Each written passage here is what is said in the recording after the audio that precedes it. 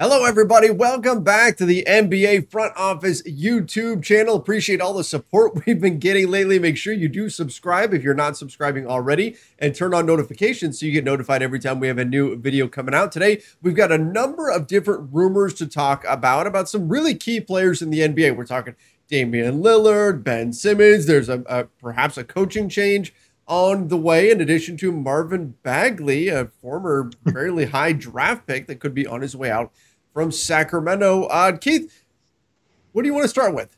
You pick. Let's start with Damian Lillard, right? Biggest star that there's some news about. So let's start with him. So Damian Lillard had a little exchange with reporters who questioned him about whether or not he was going to be pushing out from the Blazers, whether or not he finally wanted a trade. Look, this has been rumored for years now that at some point Damian Lillard would get tired of not being able to win a championship in Portland and would want out. And he has always pushed back against that notion, and he's remained very, very loyal to the Blazers. Well, this is what he said.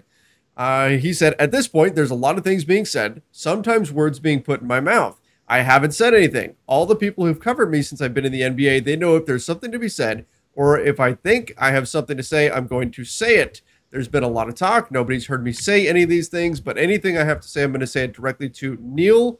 I'm going to address it directly with my team. I don't really have nothing to say to you guys about it. Anything that I need to say has been direct or feel has been said to Neil. So, of course, talking about Neil O'Shea. So what I think that obviously he's saying, look, I haven't said anything, but it's also kind of what he's not saying here, right? Like he's not. If he just was steadfast, I want to be a Blazer, period. This is the team I want to retire on. He would just say that and shut all this down. Wouldn't he? I mean, so there's something here in the things that he's not saying, although he won't go as far as to say, yeah, I want out or anything like that either. Yeah, let's go back to where the recent reporting came from was Chris Haynes, who has proven to be as close to Dame as anyone in the media is. I mean, he's done reporting from Dame's house before. So I think that's probably a pretty close relationship. Sure. And that's it. This is not Dame saying Chris made stuff up or anything like that, because at no point did Chris's reporting say he asked for a trade or anything like that. Just that, he's got frustrations and those kind of things. So, yeah, I think this is Dame not confirming that or denying it, but basically saying, hey, I don't want to talk about this all summer long. I want to focus on Team USA, and let's squash this right now. If I have something to say, you'll hear it direct from me, and I think that's a fair approach for him to take. Sure. And what are your thoughts on his situation in Portland? I mean, should this be a scenario where Damian Lillard finally says, you know what, I'd like out? I mean, it's a weird spot, right? Because normally, contractually, if a guy is going to want out, it's usually when they've got a year, maybe 2 years left on his deal. He's got 4. I think that matters in this situation a lot. Yeah, huge, big time. That's not, if you're Portland, you've got the control here because you've got him for 4 years. And if you're another team, you're going to have to give up a pretty penny to get him because you're not getting him with a risk of him walking away with a year to go. But I think this is a situation where Damian Lillard is exercising what I call the superstar's right.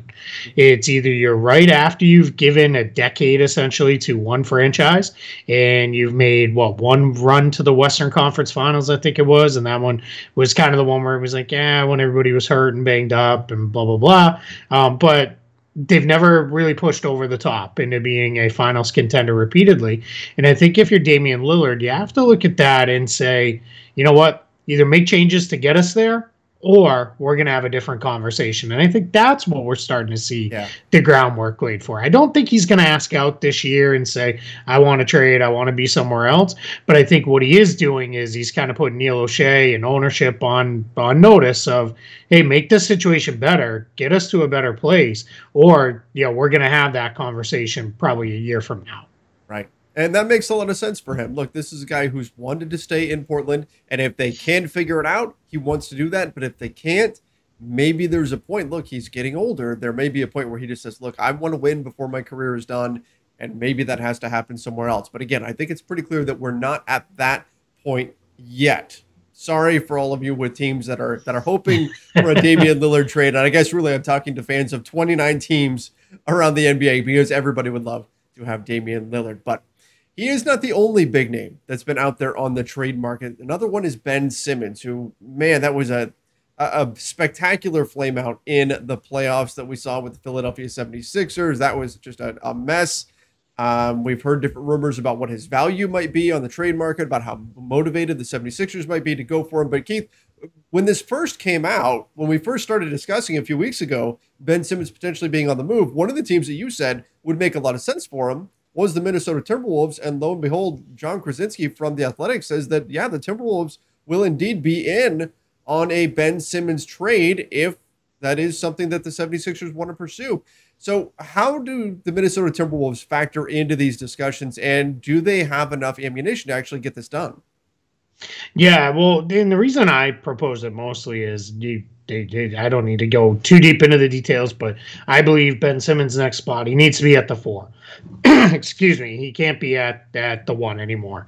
It's just not going to work, at least for now. You've got to get him back to playing with confidence, playing, off the ball a little bit more, let him dribble into a couple pull-up jump shots and those kind of things, and be your secondary, tertiary creator, something like that, where he can really, be your guy you can run some stuff through, or you can, know if it's pass, if he's the third pass in there, he's going to make a really good decision for you and get you a basket. And I think Karl-Anthony Towns offsets a lot of what Simmons doesn't do because he's such a good shooter from basically everywhere on the court. So I think that helps. And I think that they have pieces that are interesting for Philadelphia. You could really build something probably around Malik Beasley and picks. Excuse me, because I think that is the best way to go for Philly is to start bringing in talent that then is going to maximize Joel Embiid. And I think they've probably pushed this thing about as far as they can without some additional wing scoring. Yeah. And I think Beasley can do those kind of things. If you look up Malik Beasley's shooting numbers, they're fantastic. I don't think people realize just how good of a shooter Malik Beasley is. Now, I'm not saying Beasley alone is enough, but I think Beasley with other stuff and picks, that starts to get really interesting. Maybe you get a third team involved that can route some value to Philly as well, because Philly may not be as interested in picks because they're of course trying to win right now. So I think that's where it is. But one thing let's take off the table, because in that same reporting, right, everybody will instantly, I think, go to, well, what about D'Angelo Russell, right? That's a pretty easy salary match. Mm-hmm. Another pretty good player. It gives Philly the point guard they need. D'Angelo Russell and Karl-Anthony Towns are probably about as close of friends as there are in the league for any team. And they're not going to do anything that upsets Karl-Anthony Towns. He is their franchise guy. They're trying to build this thing forward with him. Like we just talked about with Damian Lillard, you're probably a couple years away from Cat saying, yeah, I'm done. Right. I want to go somewhere to win. So what you don't want to do is kind of hasten that process by trading away his best friend. So I agree, John Krasinski from The Athletic, he's the Timberwolves beat reporter for The Athletic. He's as in tune to everything that's going on with that organization as anybody. So if he says the plan is to have Towns there Russell there alongside Towns, then that's the plan. You can kind of take that to the bank.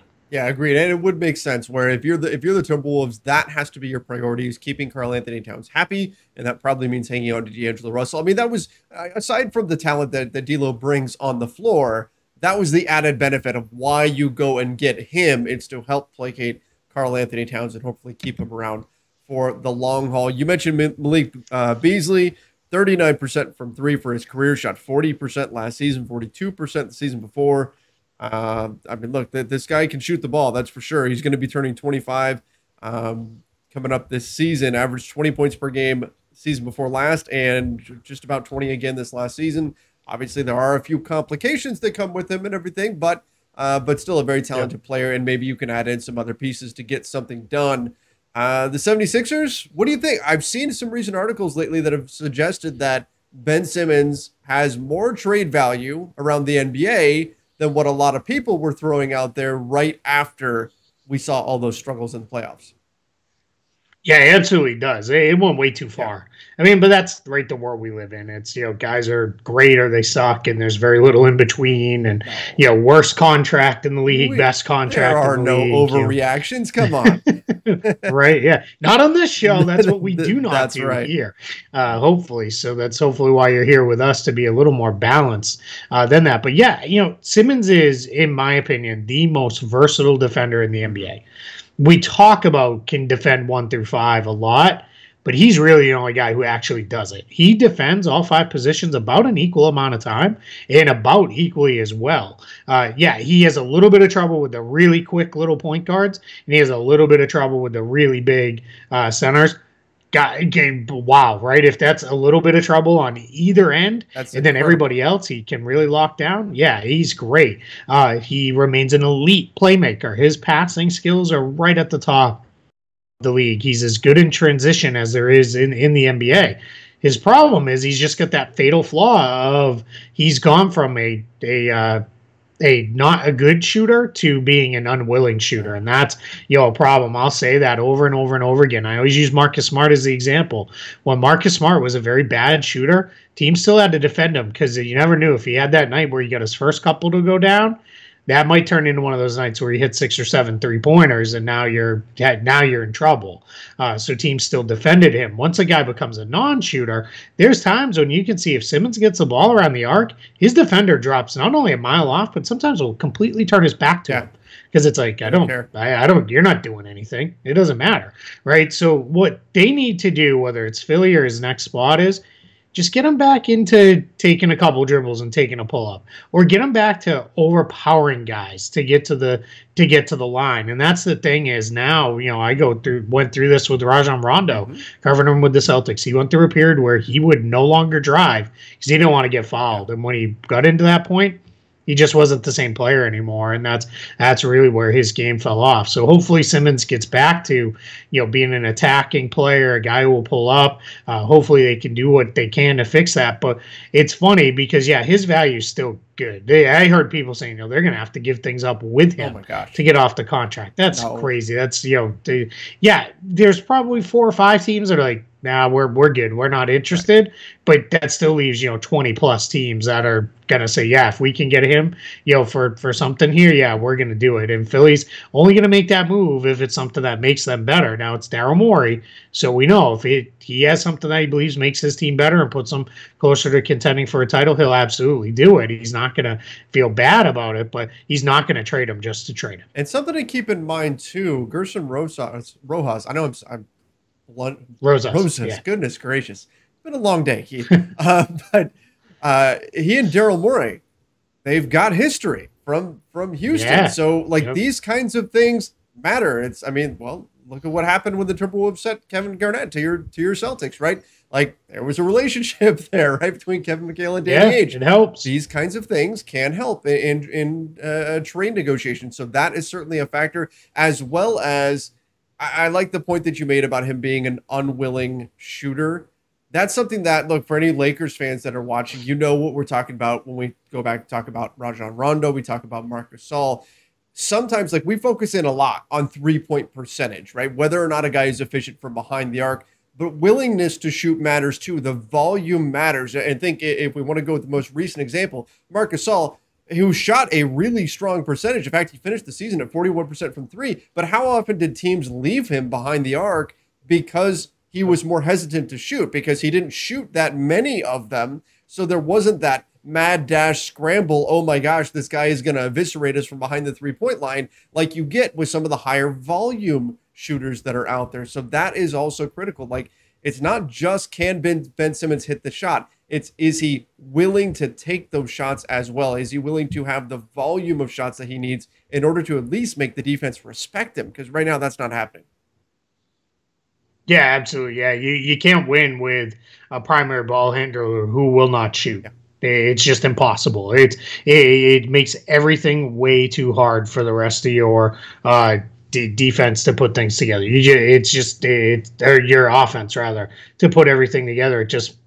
I don't know how you can put together a championship level offense if one of your guys will not shoot the ball. It's impossible. Yeah, and that's going to be a challenge for anybody bringing in Ben Simmons. But there are some other guys that we need to get to as well. Marvin Bagley, possibly on his way out from Sacramento. I mean, so I love that in the social media age now that we're at, like, somebody liking something or somebody, in Lakers land, we've all been talking about, oh, Andre Drummond, did you see that response on Instagram? Like, that's the world we live in now. Marvin Bagley liking a comment about him getting out of Sacramento, removing mention of Sacramento from his bio, all of these sorts of things. Are we headed towards a breakup here between Marvin Bagley and the Sacramento Kings? And is that a good thing for both the organization and the player? Yeah, we may be headed that direction, and it's going to be one of those things where if you're a Kings fan now, if we look at the rest of that top 5 of that draft, Bagley stands out like a sore thumb. Ayton looks really good at the top of the draft. Luka at 3, excellent. Jaren Jackson Jr. at 4, some injury issues, but really good. He's already put together a couple historic shooting seasons for a big man. And then Trae Young at 5, right? Clearly a great player. Bagley stands out, and he's gotten worse each year, which is not what you want to see. And it's not like he started from a amazing place to begin with. His rookie year, not bad, right? 15 points a game, essentially, 7.6 rebounds, shot over 50% from the field. Only took 1.5 threes per game, but hit 31%, so that's some upside. And 69% from the free throw line. Not great, but not horrible for a 4-5 either. His next year completely wiped out basically because of injury. He only played in 13 total games in 2019-20, and they weren't very good in those games. Last year, played in 43 games, again, at the end of his season, kind of taken away. But his numbers weren't awful, 14.1% or 14.1 points per game, 7.4 rebounds. So about the same as he was before. 50% from the field, okay, about the same as his rookie year. Did up his three-pointers to 2.5 a game and up to 34%. But his free throw shooting down to 57%, which is really bad. That's not good. And on, not a huge amount of attempts, but 3.1 attempts per game. So he's either stagnated or gotten worse year over year. His defense is questionable at best. This one screams fresh start somewhere else, second draft guy. But if you're the Kings, what has to sting is, this is a guy you picked. Now, I realize that front office is not there anymore, right? That was Vlade's pick. He's gone. So now you're into, the new front office and Monty McNair. And that is, all right, well, what direction are we, going here? Because they have no attachment to Bagley. So they should be free and clear if they want to move him. Problem is, it's just going to be a whole nother, months of, you blew it, another, terrible, wasted pick and all these things. And then if he goes on to blossom somewhere else, it's just kind of like twisting that knife a little bit where it's like, man, we were right there. And now it's, even worse. So yeah, I feel like it's probably headed that direction that he's going to be somewhere else, but it really doesn't feel good at all with this one. Yeah. I mean, the Kings are in a tough spot, right? This guy, his stock has dropped and they've been left holding the bag. So they've got to figure out what they want to do here with him, and if it's finally time to just cut him loose and move on, trade him away, go somewhere else. Yeah, there's a possibility that he blossoms from there, that he really pops, and that's just kind of maybe the risk that you have to take. But you have to ask, would he do that with the Kings? It's not so. Once you send him somewhere else, let's say you send him to whatever, Orlando or OKC or wherever he goes somewhere else. And then he grows and develops. That doesn't mean that's what he would have done for your franchise had you just hung on to him. It's possible that things are just not working there, and whatever it is mentally or perhaps it's relationship-wise that's not clicking with him, maybe that he needs a change, and perhaps the Kings, their best interest right now is just to get something for him. And you're looking at it, $11.3 million on his contract. Like, somebody will take that chance. And like you said, a second draft scenario, someone will give you something for him. It's not like he definitely doesn't have the same value he did on draft night. No question there, but you'll still get some type of asset for him, and then you can just kind of move forward from there. And sometimes it helps your locker room and everything just to clear the air when you've got kind of a tense situation like this. Yeah, and he becomes a nice piece in salary matching. If you're trying to do a bigger trade, 11.3 million, that goes a long way. You put him with DeLon Wright, you're basically at almost 20 million in matching salary to go out and get something good if that's your goal. And I got to imagine at some point, if you're the Kings, I mean, we're all kind of continuously waiting, right? For when now after the Suns broke through, when are the Kings going to break, their playoff schneid, and when are they going to break through again? And, there's got to be a sense of at some point, let's start pushing this thing forward in a way. And if there's some player out there, I think the Kings could be one of those teams that takes a chance on snagging a guy with, hey, even if this guy leaves, but if he leaves after a really great year, hey, at least we had that really great year and we can start, moving forward. But yeah, my guess is Bagley's days are numbered. He's certainly not going to sign an extension with Sacramento. That's, very clear. And then whoever acquires him, they probably won't get him early enough to do an extension would be my guess. I mean, maybe they will. But if they don't, then you play it out, see how he looks. That's what I would do anyway. On both ends, play it out, see how he looks, get to restricted free agency in 2022, and then see where you're at that point. That path definitely makes the most sense. All right, last thing before we go, Keith, looks like one of the head coaching spots may be coming off the market. Your hometown Orlando Magic could be looking at Jamal Mosley. Sounds like this is probably going to happen. What are your thoughts on that, being that this is your hometown team? Yeah, I think if the Magic can close the deal and get Jamal Mosley, this is a great hire for them. He's been an assistant who has been linked to several head coaching jobs over the past few years. He's always kind of in the running, but hasn't closed the deal. He's been with Dallas for a little while now. Very close to Luka Doncic. Has a great reputation for player development and building relationships, and that's exactly what Orlando needs at this point. Is they've got more young guys on that roster than I think people realize. I mean, let's run through real quick because I don't think if you haven't been paying attention to the Magic, and all right, I get it, you probably haven't been, but this is what they came away with post trade deadline. This is the young talent on the roster. Cole Anthony, nice season as a rookie point guard. Had a couple game winners, looked pretty good. Mo Bamba, all right, we'll see. Right, he's kind of on that Bagley route. He was the next pick after Trae Young there, so that kind of gives you a sense of where the Magic's luck falls in the draft. Wendell Carter Jr., though, picked him up from the Bulls in the Vucevic trade. He looks pretty good. Markelle Fultz will be back next year after tearing the ACL this past season fairly early in the year. R.J. Hampton from Denver really got a chance to play in Orlando and looked pretty good.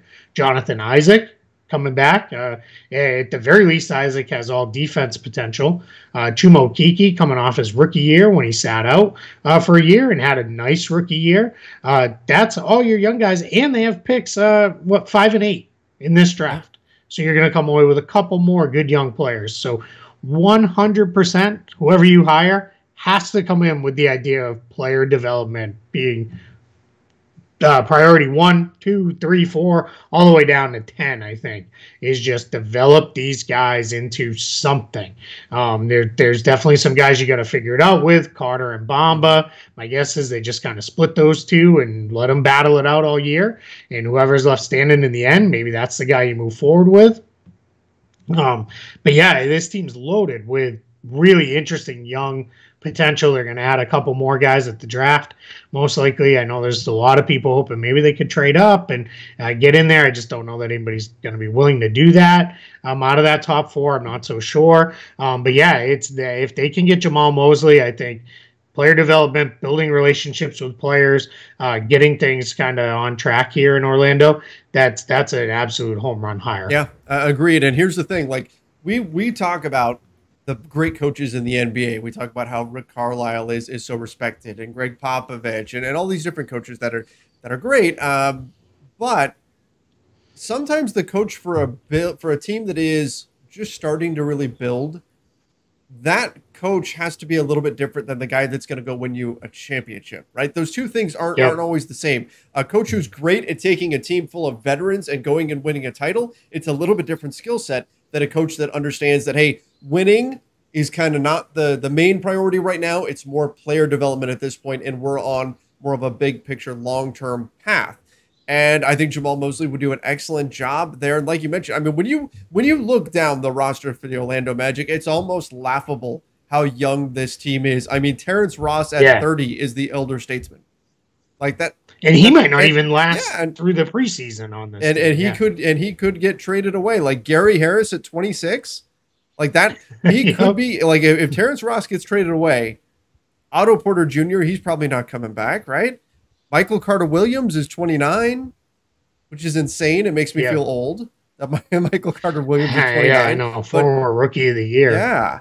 But this is a really young team that could really do well with a coach that can come in, develop them, get the most out of their talent. The winning, that's going to come down the road. Right now, it's all about just developing these young guys and seeing what you got.